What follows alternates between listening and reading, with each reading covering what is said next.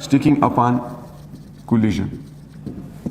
एक object m1 है, एक ऑब्जेक्ट m2 है, और जब ये कोलाइड हो जाएं तो ये स्टिक हो जाते हैं, और उन पहले एक की वेलोसिटी जो है क्या है, इसको मैं कह देता हूँ v1, दूसरे की वेलोसिटी v2 है, ये कोलाइड हो जाते हैं, और कोलिजन के बाद ये दोनों एक ही डायरेक्शन में यानी एक ही सिस्टम बन जाता है, और ये आगे की तरफ मूव करते हैं with some velocity v, and now there mass can combinely be called as capital M। तो ये एग्जैक्टली वो एक्सप्लोजन के रिवर्स वाला प्रॉब्लम है कि इसमें इनिशियली एक का मोमेंटम m1 है, दूसरे का v1 है, और फिर m2 v2, और ये मिलकर कैपिटल MV हो जाता है। तो फिर अगर आप इनमें से जो है जो चीज़ें एक कोई अननोन होगा वो आपसे मांगा गया होगा, या कहेंगे कि उनकी कंबाइंड वेलोसिटी क्या होगी आफ्टर द कोलिजन, गाड़ियों की मिसाल दे सकते हैं, मैग्नेट्स की मिसाल दे सकते हैं, तो फिर आप इसको इस बेसिक फार्मूला के ज़रिए से सॉल्व कर सकते हैं। इसमें जस्ट वैल्यूज पुट करनी है, रीअरेंज करना है। याद रहे जब वेलोसिटीज अपोजिट डायरेक्शन में हो तो नेगेटिव साइन का ख्याल आपने रखना है, ये आपके लिए अहम होगा क्योंकि फिर प्रॉब्लम में गलती हो सकती है।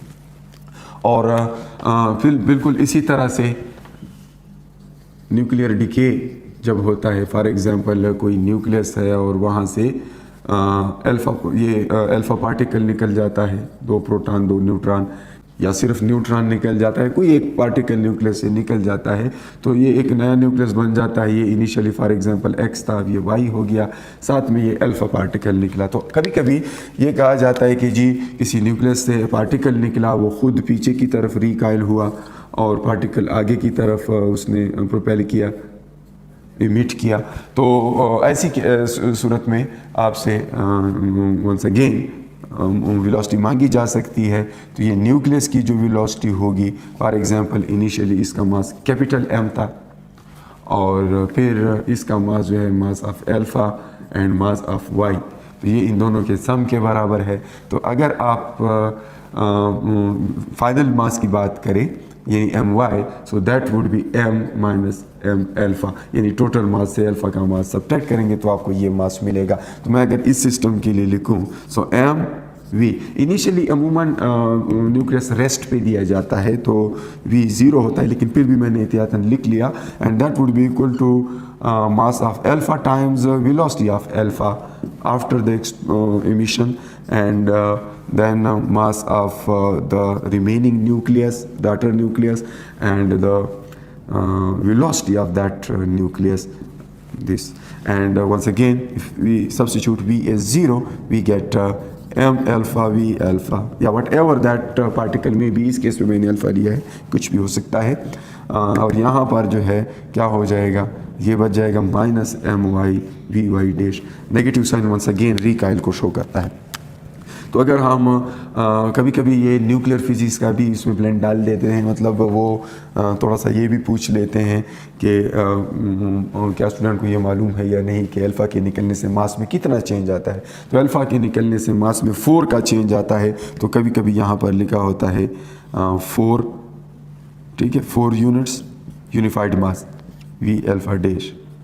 और यहाँ पर जो रिमेनिंग न्यूक्लियस है उसका पहले मास नंबर a था, अब उससे 4 सब्ट्रैक्ट हो जाएगा क्योंकि 4 यूनिट्स ये निकले हैं। तो यूनिट्स लिखने की ज़रूरत नहीं होती, बहरहाल 4 न्यूक्लियंस निकलते हैं तो मास नंबर बाई 4 चेंज हो जाता है।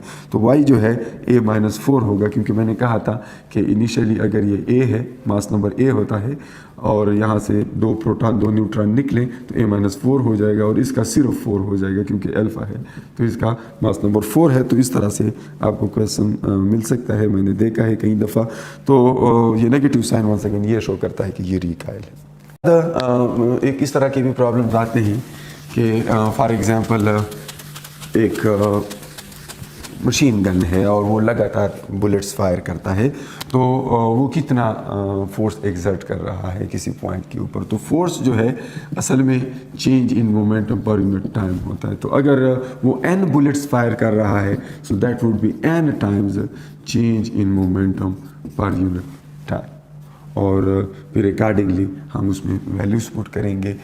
p जो है वो mv है, सो n mv divided by t, इस तरह के इस फार्मूला से हम ये प्रॉब्लम सॉल्व कर पाएंगे। अगर 10 बुलेट हैं, हर बुलेट का मास m है और हर एक की वेलोसिटी v है और इतने टाइम में ये फायर होते हैं, तो फिर वो टाइम भी गिवन होता है, वेलोसिटी भी गिवन होती है, मास गिवन होता है, n गिवन होता है, तो आप फोर्स कैलकुलेट कर सकते हैं कि वो कितना फोर्स लगा रहे होते हैं। अगर आपको इम्पल्स चाहिए, यानी इम्पल्स ऑफ मशीन गन, अगर मशीन गन तो that would B Ft equals NmV। सो ये n नंबर ऑफ बुलेट्स के लिए, या इसको यूँ भी कहा जा सकता है कि अगर 10 सेकेंड में एक बंदा 20 दफ़ा या 30 दफ़ा हैमर जो है स्ट्राइक करता है किसी सरफेस पे, तो वो कितना उसको इम्पल्स दे रहा होता है, तो वो हम इस तरीके से कैलकुलेट कर सकते हैं। ठीक है, मेरा ख्याल है ये आज के लिए काफ़ी है। इलास्टिक कोलिजन की एग्जांपल्स और प्रैक्टिस हम इंशाल्लाह नेक्स्ट लेक्चर में करेंगे। तब तक के लिए अपना बहुत सारा ख्याल रखिए। द अल्लाह पामान।